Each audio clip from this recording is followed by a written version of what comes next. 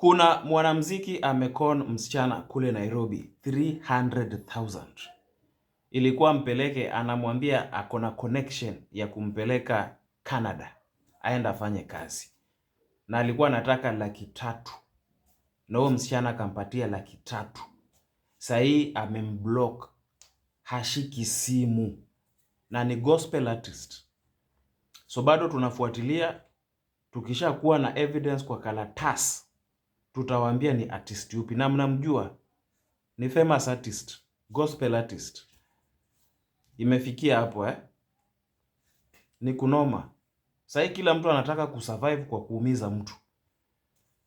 Everyone including the government. So unaona hata government inaumiza watu na mambo ya economy, mafuta, but they don't care. They want to survive.